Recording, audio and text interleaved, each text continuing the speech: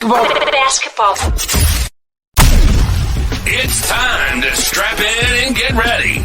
The Insight NBA team is in the arena, bringing you the ultimate play-by-play on who's hot and who's not to help you win your leagues and dominate your mates.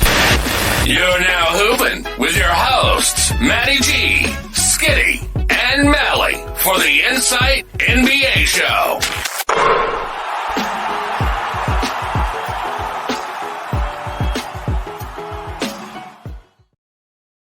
G'day everyone and welcome to Inside NBA. We are your host, just a couple of Maddies hanging out on a Friday night here in Australia talking fantasy hoops. I am at NBA GWiz and this is at live_my_fantasy. You've been scorching hot on X lately, can I just say? I finally figured it out. You know me, mate. It takes me a little while to get to the party, but once I'm there, I'm ready to go. I do know that about you, and it's good fun. You just you throw in opinions and hot takes left, right, and center. Welcome to the breakfast buffet edition of this show, because you've got something really interesting to work through that I love this.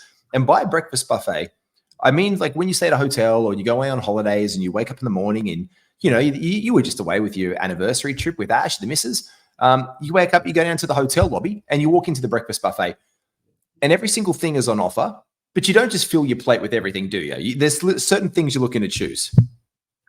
I don't know what you're talking about because I took it to the Big Four Caravan Park and there's no buffet breakfast there, but I still get your analogy. So, yeah, you're spot on. And I mean, this is all bred out of the fact that we've been mocking and there's still so many places, even when you think you've got a watertight rankings list, where you go choose between two guys and you can't think of a better way than basically flipping a coin or trying to get a magic 8-ball out and figure it out. So what I've tried to do here is put a bit of a list of criteria together to help me make those tough choices.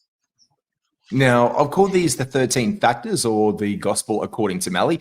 So these are 13 things. We've got the big draft board out right now. So early shout out. And before you go any further, before we give the big draft board a shout out, we're just going to give this podcast a big shout out. Make sure before you go any further, you just hit a like or put a comment down below during one of these opinions. If you think differently to Maddie and I, throw it on down in the comments, but make sure you hit that bell and get subscribed. Preseason is almost underway and NBA fantasy season is kicking off. So make sure you do that. Malley, back to you and these things. These are the 13 factors that in the big draft board you did. I'm not going to show it. Maybe I show a little bit. Should I show a little bit of what you did? Just so how chaotic. Let me go screen share. I'll bring up a window. I'll put it up because for those of you who are listening, you've got to go and just log on and buy this bad boy straight away. But Malley, we shared all these ideas, and this is Malley's thing that he did. Really quickly, you can just see all these purple columns. So I'm going to end it there. This was a crazy concept you had for it. All those purple columns were you going down from all the players on your list about these 13 factors to deciding whether or not you would take them over another guy in that zone. Walk us through these 13 factors because these are designed to who the fuck do you choose? Well, you choose based off these criteria. And this is what we're calling this, the who the fuck to choose episode, basically, because that's what we're doing. We're helping you with that. Malley, take us through them.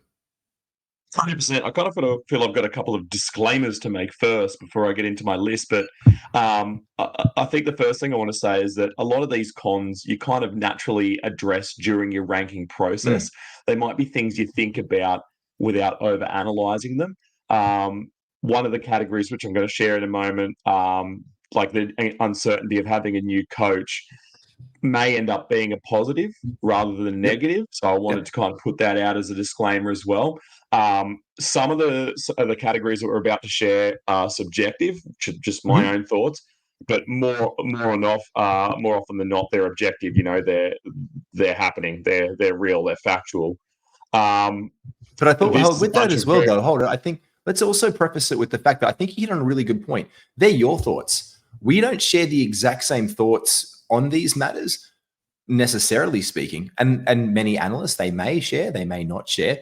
But you as an individual listening to this podcast right now, you have your individual bias to your favorite teams or, you know, your favorite players across the league, dudes who've won your championship. All these things kind of help to play into that, like you say, too, don't they, Malley? But these are the things that if you just put that aside and you use these, as you said, a criteria, they can help make you make better choices in your draft.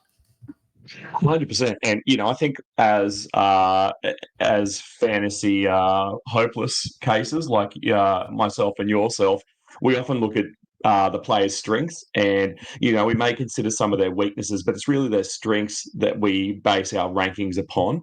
And what I wanted to do with this was have something in a situation, and I'm going to use like a scenario here. If I had to make a choice between Chet and KD with my pick, let's presume they both suit the bill that I'm going for, and I rank them quite similarly.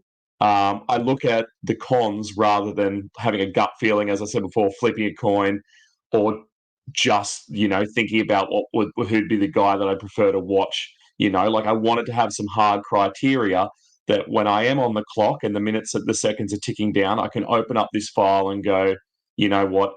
If I had to pick one or two in the situation I'm in, this is the guy, because the other guy's purple columns galore. So I'll share those columns now if you want to ram those back in people's faces. There So they the are. first Just one is or orally, just orally, just talk us through them. It's just gorgeous when you say things. that's it. I'm a real wordsmith. So losing up 1 minute or more was one of the categories that I wanted to kind of highlight. Projected usage down. Thinking about recent injury, there's some guys that are obviously at the forefront of our mind with that, and others that are have kind of slipped into obscurity. Maybe the fact that there's a big bump that needs to occur from their end of season ranking last season, the 23-24 season, for them to gain the ranking that they've got now. I've got the uncertainty of a new coach being in town. As I said before, for some that might become a blessing rather than a curse, but for others it's going to be a negative impact. I've also highlighted the poor fantasy playoffs. There's no point going all the way through the season, playing your regular season games, only to trip and fumble at the finish line like I did last year. But I don't want to talk about that. I'm trying to. My therapist says I need to push that down a bit deeper. The last one on the part of the list here is the early shutdown, which is always a risk for people like our friend Larry Markkinen. We've seen Utah do it before. He's only one of a few on the list that I have here. So they're my first ones. And that's also a consideration. Well, yeah, that's also a consideration with Larry's new situation. They've re-upped his contract. They've kind of taken him off the trade table in the foreseeable future with that contract. So there could be some more stability if he just. It's also apparently frustrating that he didn't get to play and that he wants to be out there to play. So I think when the rubber meets the road, we might see more games out of Larry Markkinen this season, and that's it. But these are the other factors that you've got. Talk me through these ones. You've got the deep roster depth of an organization. So if the roster is obviously deep, Malley, in like, let's say Houston, for example, the Rockets got a lot of positions there. Some guys could go down because there's minutes, as you said, -1 that needs to go down. Beyond 30 years old, obviously aging, decline after the peak of 28, where we see basketball players generally happen, they're on their way down. There's trade potential for them through the season. Really good players. We could argue that like Jason Tatum or a Jaylen Brown, they could sit getting blown out. So they could be sat really easily in games because they're in a really good team. Therefore, their minutes are down because they get sat in blowouts. These players had a deep postseason last year and then backed into the Olympics, which is a lot of games, and then hype inflation as well. This is the one I'm really interested about, the hype inflation. This is the people who you just think that they've been drafted up ADP boards or off, like a Cam Thomas, for example, who started down early season. We had him on the early season target show like months ago before any drafts happened. And now he's just rocketed up lists. You think that's obviously a con come draft day for a lot of people? Yeah, and I think you see these names bandied about, and you hear have conversations with your mates, and you follow these analysts, and you look into you go on your NBA Twitter, and you see the same names flashing up around fantasy, and I think absent-mindedly sometimes when that name comes up on the draft, you can just bite, the worms dangling in front of your face, and you press the button and you take that player on board, and then you look at your draft list and go, you know what, that was a silly choice that I'd made there, because I believed before I got into this position that I wouldn't take this guy for another 10, 15 spots or something like that. Like you've kind of heard the name, you've looked at the icon that many times that when it comes up, yeah, you might make a decision that you end up regretting. Is that, you mentioned your therapist earlier? Is that something that you and your therapist have discussed about you compartmentalizing with you aggressively drafting Jordan Poole last year? Yeah, I heard the podcast where Maddie was talking about my weakness as a man who likes to jump onto a trade as soon as the ship starts to take water. I'm glad that one worked out for me though, so egg on his face. Yeah, it did. He bounced back towards the end of the year, but good on you. Hey, look, we're not going to call these, we were very cautious when we were talking about these things. And to be fair, you're not a man who likes phone calls or necessarily takes them. For all intents and purposes, I could send a pigeon to you. It would get there before I get on your voice. Smoke signals, because mate. Smoke signals, because you love a cheeky text message, but just audio with you got to pay the man for a podcaster to have that.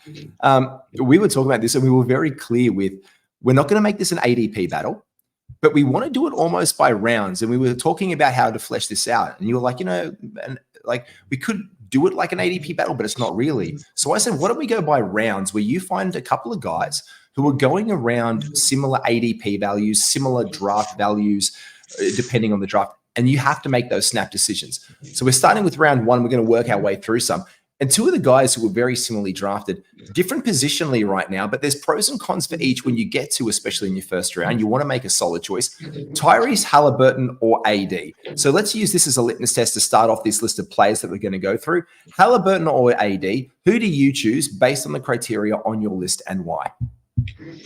So yeah, just to start off with, I think this fifth pick in the draft, we've all realised now, is the first one where you really have to use the old grey matter. You're taking whoever you choose. It doesn't really matter. You're Wemby or you go Kitch at pick one, and then again, there's conversation about whether Doncic or Shea goes next.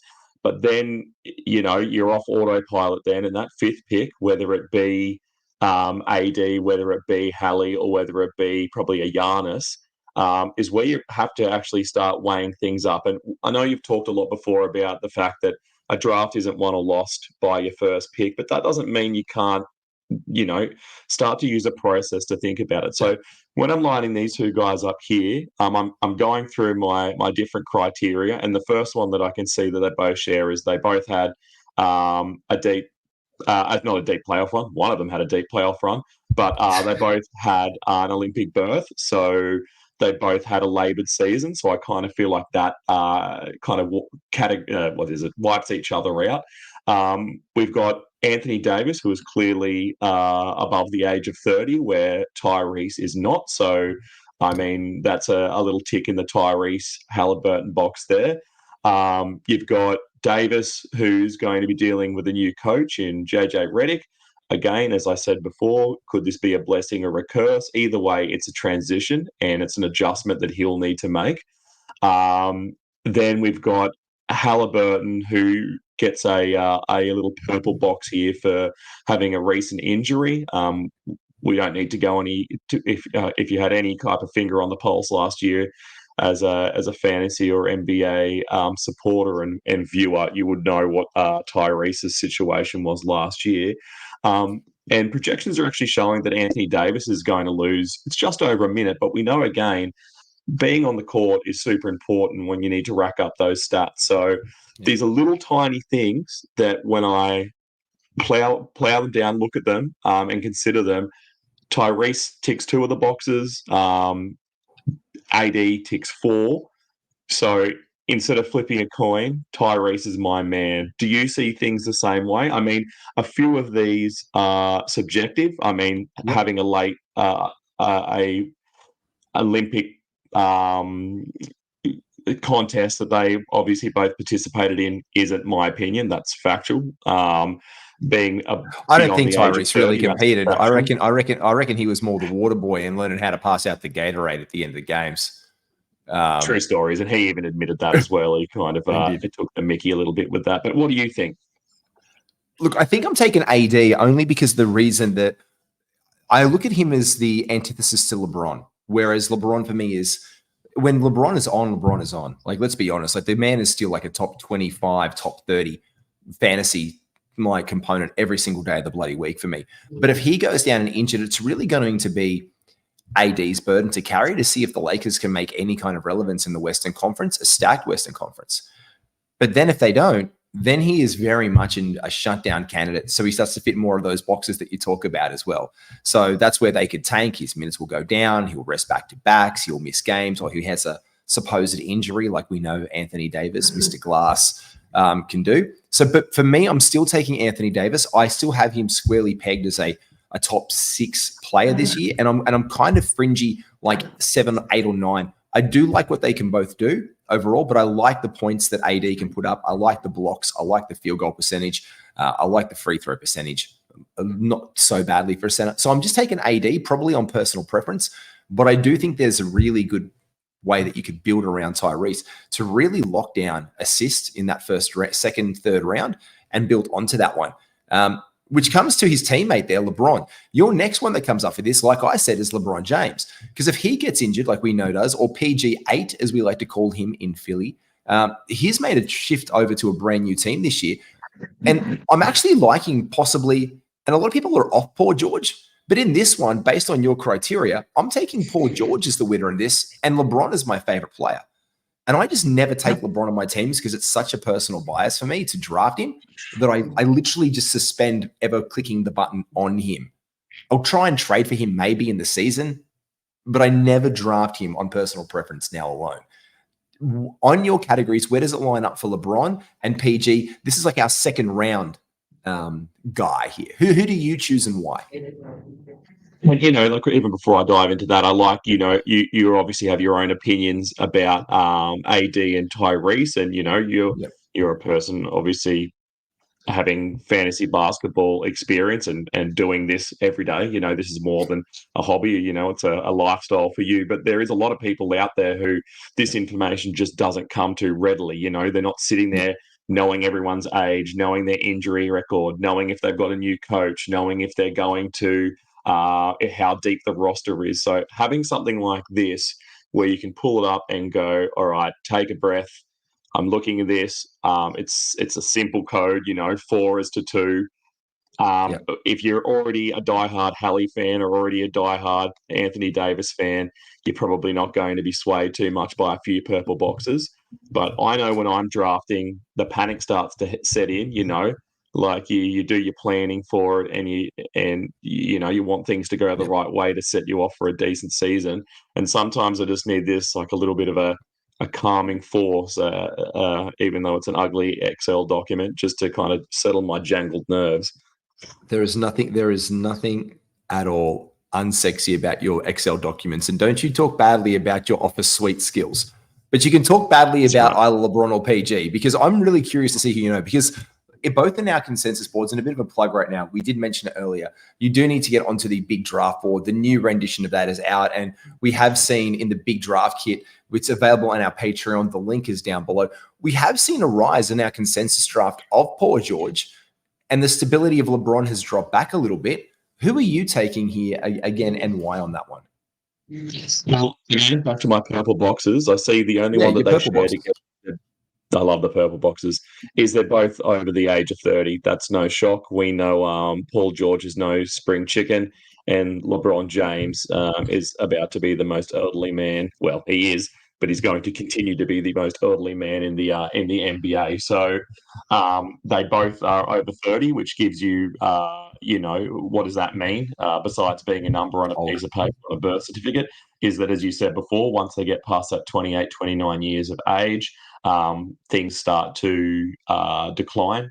They can't do what they used to do, and that obviously impacts your fantasy outcomes. But this one's one of the more stark ones. I've got one purple box for PG 13 / in brackets 8. What's he going to be now? What's his new number? 8. PG 8. PG 8. Just doesn't feel right. But then you've got a myriad of purple boxes for young, old LeBron James. He's projected to lose a minute this season. Again, hopefully they have everyone back healthy and he can start to let go of the reins a little more. His usage is pinned to be down.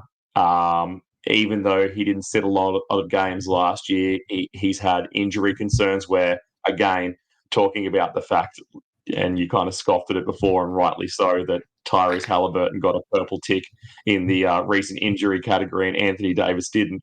Anthony Davis and Paul George didn't do too badly for themselves last year. We Not do at know all. if we look past anywhere before 23, 24, that they're both delicate men. LeBron James, same as Anthony Davis, has a new coach. I mean, the old coach was LeBron James, and the new coach will probably be just LeBron James. So maybe nothing really changes there for LeBron James. And obviously, unlike Paul George, LeBron James had a big off season playing for USA in the Olympics. So that's a 6-1. So again, if I wasn't a diehard for either of them, if I wasn't looking for the particular skill set brought to me by Paul George and LeBron James, and I wanted to do more than just flip a coin, I'd obviously be leaning towards Paul George. Yeah, you don't have to be a mathematician or a mathematical genius to realize that 6 is a much dirtier number in this format than a 1. Agreed. I'm on Team PG for this one again because of those. And I think as well, again, it's similar to the AD and the LeBron thing. Joel Embiid goes down. Tyrese's running mate is going to be Paul George, and we've seen him previously on teams in OKC, in the Clippers. When the star goes out, he's the guy who takes over. I mean, we all remember his OKC like MVP run there. Like that was incredible when he was like putting on this. He became like top 3, top 5 in voting. Just on that in Los Angeles with the Clippers. He's done the same. And I think he will find a similar impetus in Philadelphia. If the same thing does happen to one of the two stars, whether it be Tyrese out or most likely Joel Embiid, I think we see a massive bump there for Paul George. And he's slipping down radars, and I've moved him up on my board. He's in top 20 for me now, whereas LeBron has kind of just fallen outside my top 20. So I'm taking him. And we all know this one has been a personal bias of mine. I mentioned it on DMAC and Kayla Fonte show. We've mentioned it on our early Yahoo Target show and on our ESPN Target show for Fred VanVleet. People still haven't been as high on the uptake as him. I love him this season. Damian Lillard last year, a regression season, some would say, like a lot of personal stuff going on over the hill. But they're falling into a similar zone right now. Early, definitely in round 3. So our round 3, FVV versus Dame Lillard. What does your 13 factors say about these two and where you should take them? Oh, my 13 factors is going to be an absolute disaster for this one because, again, you just brought up the fact that they're very close in the rankings. I think you can wait a lot later to get FVV than you can for Dame. 100%. The ADPs for Fred VanVleet still sit too far away from what he's going to be able to produce this season. But I've got Fred VanVleet down as losing some usage this year. He is obviously the caretaker of that team, but I think they're going to start looking as the season goes on to move away from him and start to get the ball in the hands of others. Your Jalen Greens, if they're willing to stick it out with him.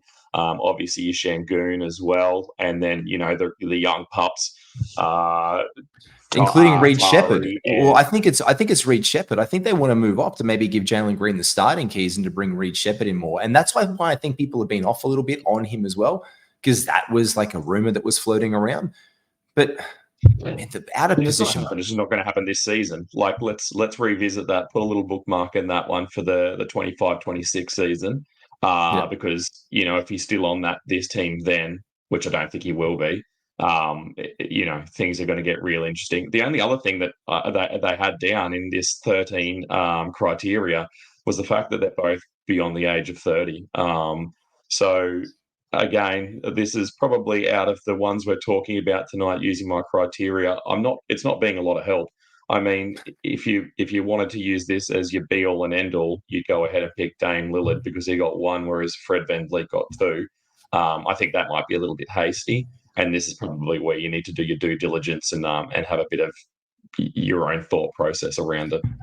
And this is also a really good signal to say that if there's guys who only do have 1 or 2 or 3 maybe, and that there's 10 okays, either way that you go, you're not going to be wrong. But you can use them to base, especially where there's a majority in there, like you did with the Paul George and LeBron. Like 9 is like a lot of red flags compared to 3. So you're like, okay, based on that criteria alone, Paul George gets on. This one, you're more safe. This one I'm curious because this one I didn't expect to come. And then when I saw it, I actually had to think twice because I love Jarrett Allen, but I'm not anti-Gobert like I know that many are, because I know that he has been a top 25 player in the past. He's not that now, but he is still very useful in Minnesota. We did see a very good season from him again last year, Defensive Player of the Year. Like we're not talking about playoffs Gobert where he gets played off the floor and they've got to roll 5 out all the time and we barely see him. This is the regular season Gobert because that's what counts in fantasy. So our playoff bias of these guys needs to kind of go. Who do you have? How many purple boxes do you have for Allen and Gobert, and why? So, firstly, I tried to pick two guys that I had sitting pretty close to each other. It's probably a reasonable gap, but they're both, to me, fourth round type guys. They're both in very similar positions this season where the team hasn't really changed that much. Obviously, a new coach coming in for Jarrett Allen to acclimatise to, whereas Rudy gets to same old situation as last year. But really, nothing's really changed too much. One of the purple boxes that Jarrett Allen gets straight away is the fact that I believe compared to last season, he's going to lose at minimum a minute from what he was working with last year, and his usage is going to go down. New coach in town in Kenny Atkinson. I got him right, didn't I? I'm confused. Crossed my wires. You did? No, Yeah, Kenny. Kenny's there. Kenny. Uncle Kenny's there. Kenny's going to be there next year. We know he doesn't like to play his guys a squillion minutes. We also know that what Jarrett did last year, he did a lot without Mobley. So he gets 2 purple boxes straight away. So he's leading the race here. Clearly, it's already been covered. He's got a new coach. Again, will it be a blessing? Will it be a curse? I think in this case, it's going to be a curse for fantasy. I think it's going to preserve him and help the Clippers, help the Cavaliers work to a more fruitful playoff berth. He's got a really poor, and this is the first time I mentioned it in our comparisons because he's the first guy who's been able to tick this box or color it purple, if you will. He's got a really bad fantasy playoff. Again, I talked to you before about the fact that there's no point running the marathon and then over the last 100 meters stumbling because you can't get enough games together in your fantasy playoffs. So he earned himself a little purple box there. And injuries will do that to you as well. Injuries unraveled him at the end of the last season. 100%. Yeah. And you don't want too many of these guys on your team. So if you are looking and comparing guys and they've all got these purple boxes in a poor fantasy playoffs, you're probably going to start to get nervous, and maybe that's where you start to make the choice between these two guys and pick the guy who has a better fantasy playoff schedule. Rudy is older than Jarrett. Rudy is over the age of 30, so his decline has set in. If we're thinking in general terms, Jarrett Allen is young in comparison. There's some mid-season speculation about Jarrett Allen continuing to be with this team. I know that he's signed his big contract, but having him and Mobley there, I think a lot of people are thinking maybe that's not something that's going to be able to work long-term. And then the last one that I had here was Gobert playing for the French national team in the Olympics. So it turns out to be a 5-2 split. Jarrett gets 5 purple boxes. Gobert gets 2. If you want to use that solely, obviously you're picking Rudy, but there's other things to consider as well. What do you think? Are you going with the purple boxes, or are you going to blaze your own trail, mate? Look, you make a really good look. This is like your round 5, round 6, and our 2 battles here. This one included, like you said, like for Allen, you could go either way. I like Allen just based off what he did last year, but you said that was tied to Mobley, so you have made me kind of a line ball it. Ultimately, I'd be fine with everyone. I'd probably take Allen on preference, but I probably would like Jarrett because I don't know whoever's getting those backup minutes. Is Naz Reid just going to step in here? Karl Anthony Towns was down last year. He was out for a long period of time, which obviously buoyed Rudy's value in that time and Naz Reid's value in that time. So for me, it's a bit of a line ball. Based on your criteria, though, I'd actually be okay with taking either one of this one. And I'm actually probably going to take Gobert for this one. Probably just narrowly, but I think on preference come draft day, I'd always just be hovering my key over Allen a little bit. The next one, though, is one of the most interesting ones for a center around this 5th or 6th round, because this is around the rounds that the bigs start to go off the board. And a name that we're seeing around a lot more has been DeAndre Ayton and Miles Turner. Now, Miles has jumped up the boards sometimes, and he flies off the boards well before DeAndre Ayton. But I'm really liking Ayton this season, Mally. And I need you to either talk me out of that, or to be like, to Maddie, you're insane, or no, it's fine, take Turner. Because Miles is, a lot of his value has been tied to points in the past. They've been down. There's a lot of other tall timbers and power forward options there. Pascal Siakam hurt his value, I think, a little bit last year. Whereas the only thing that really comes to mind for DeAndre Ayton is that he wastes his money on hookers and adventures, and the Trailblazers suck. So you talk to me which one I should be taking, because I'm starting to lean Ayton in this late 5th round, early 6th round is a better value player. It's ironic because I've made my feelings pretty transparent on X, on Twitter, whatever you want to call it, saying that one of the big surprises that came out of the big draft board data was finding out that Miles Turner had decreased in every one of his statistical categories. Turnovers, I'm not sure, so we'll have to check up on that one. But all the others, his counters and his percentages, he was the only player that I can remember from looking back at that data who decreased across the board between his 22-23 season, his 23-24 season.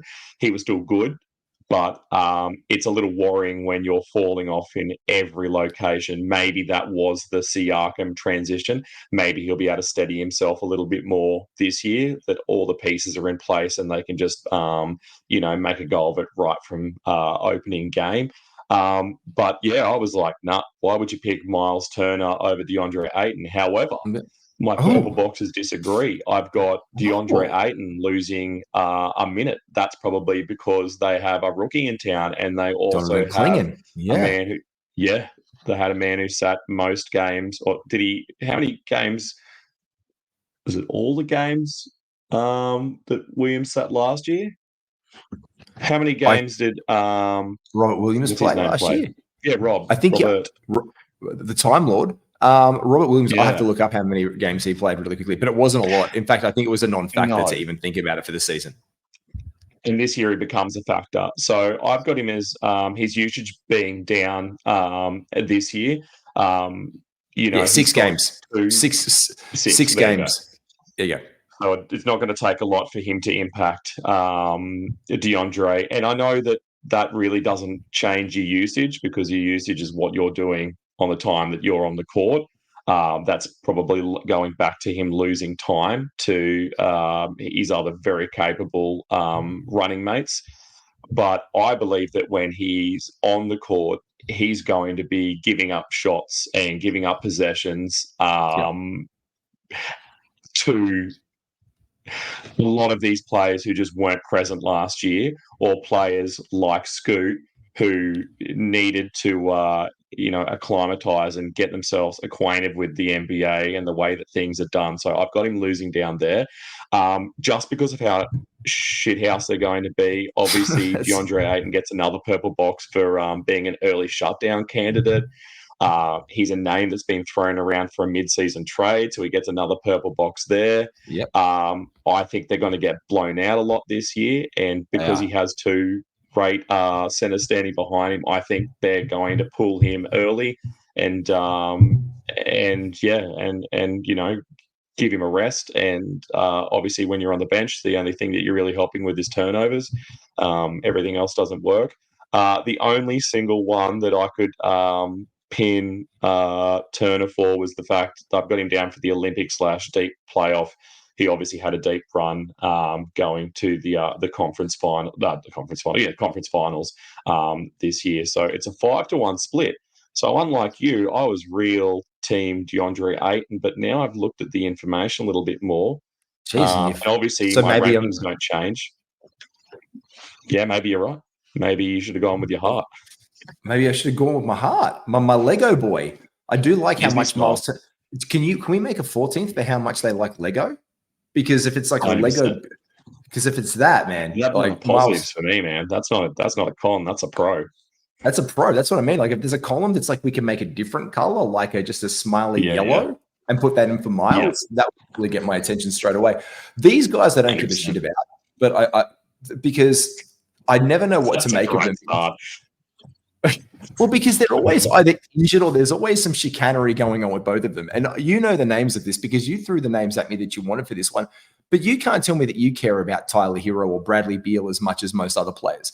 Because there's times where Tyler Hero comes out the blocks and I really care about him. Like, oh, geez, this is why Jimmy Butler's wearing his high school jersey around the place. And this is why Bradley Beal got taken into Phoenix and he comes back and then it's not great. He had a really good end of season last year, but they're two guys that I just don't feel anything for. So when I look at guys like this in a draft, I don't like them. I don't hate them. I'm completely ambivalent to them.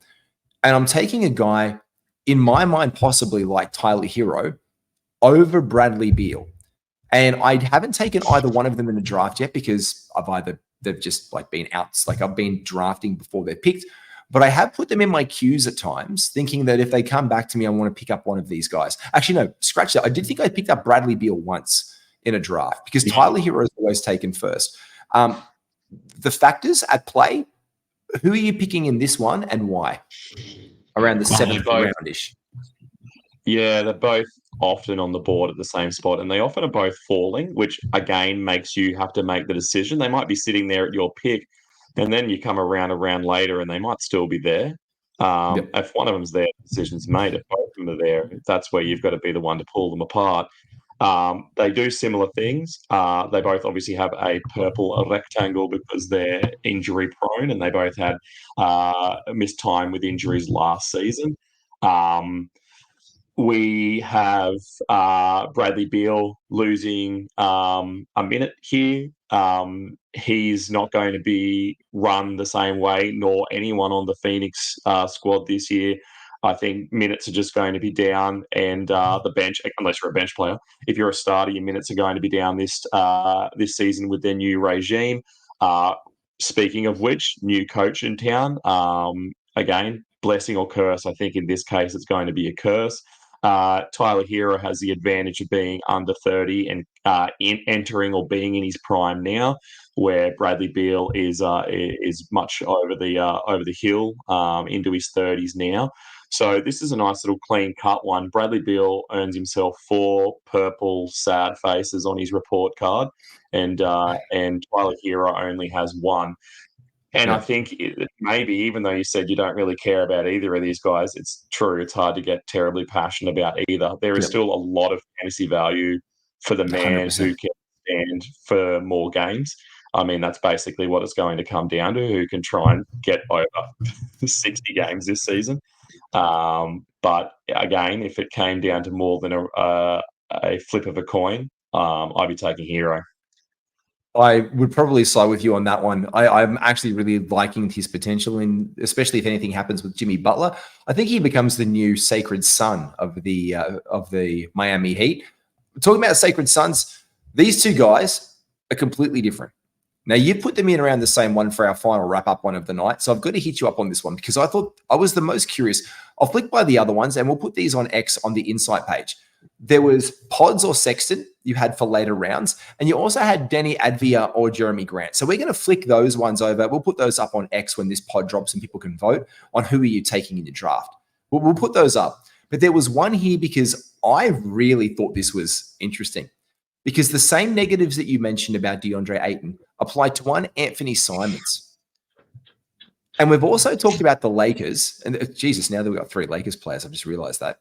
This is not a Lakers show or a Lakers endorsement. But if anything happens to either of those two guys, there's more of an opportunity for Austin Reeves, quite obviously.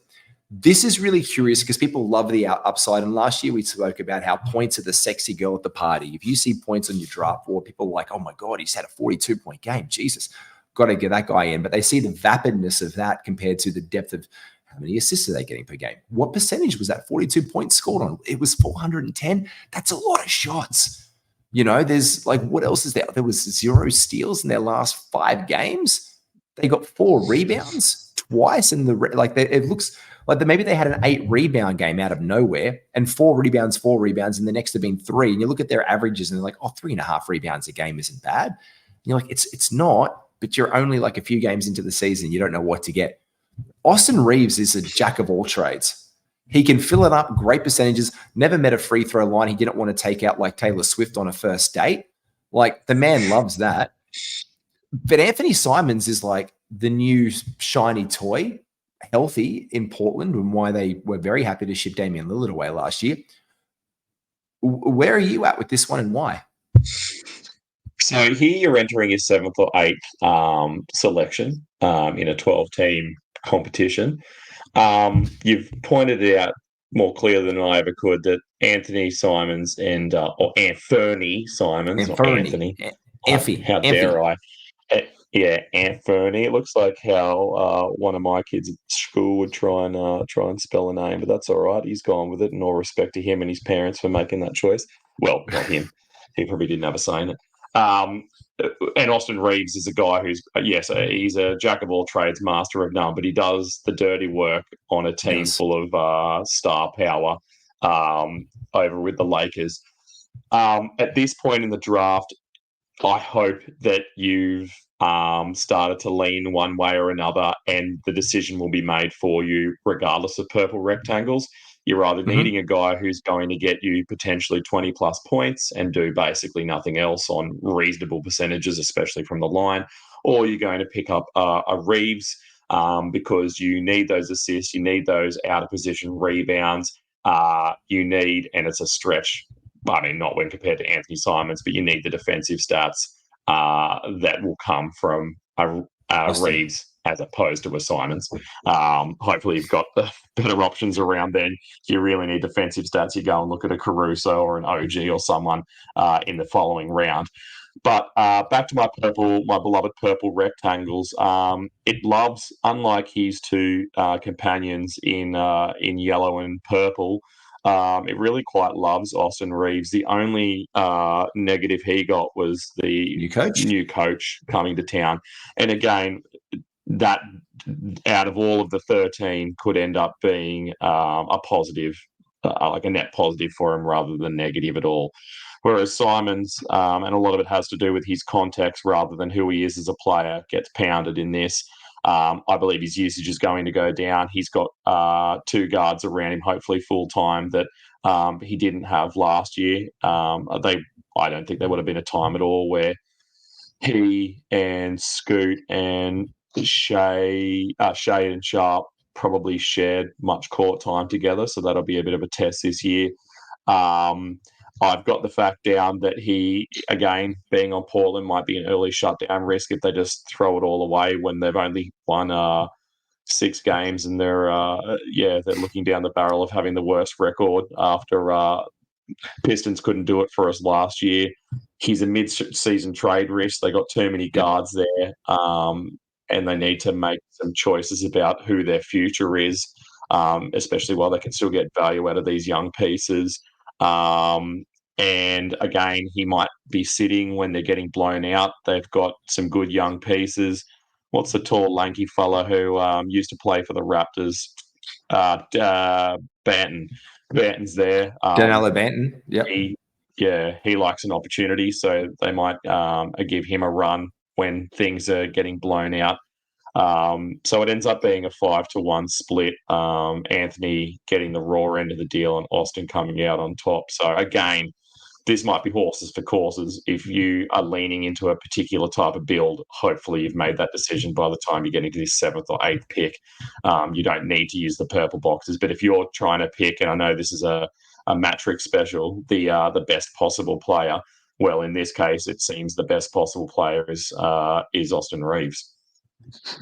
Mate, I would probably be backing you for that 100% across the board. But if I'm looking for points or to get a little bit of potential upside, it's probably Simons. But again, I do like Reeves around this zone. He is falling and Simons has climbed in drafts, but Simons is starting to make some comeback in, and people are seeing him as a potential target late in 7th or the 8th round right now. And deservedly so. He could be the shiny toy, but we've got to remember Scoot Henderson in Portland and that minute split, as you said. So as you said, there is an investment in Wave in the future. And he has been around there for a while now, whereas Shaden Sharp and Scooty, they're the new faces in town. But if you need new stuff for your camping or your trips or even your way to work, make sure you grab one of our favorites. 4-in-1 cups from our guys at Sand Squeeze. I've got some of their apparel on my head right now. Make sure you use promo code IFS15. And as we said, the big draft ball, we've referred to it a whole bunch tonight. It's available on our Patreon. The link for that is down below. You want to get onto that right now. And you, as we said, like and subscribe, Malley. Absolute pleasure, brother. 100%. And if you're a data sicko, get on there and have a look. There's more numbers that you can poke a stick at. There's something in there for everyone, unless you hate maths and stay away from it, because it's just numbers and boxes and a little bit of purple in there just because. But it's good gear, and if you're serious about sticking it to your mates and hanging it over them for the until the next season comes, you need to have this to back yourself. Yeah, get onto the big draft board. It's got your consent, it's got your board, it's got my board, it's got matrices, it's got skiddies, and then it takes all of them. It makes out our average, gives you a consensus board, and over a 220 player reference page. Get it down. The link is below. We'll catch you soon. Take care, everyone.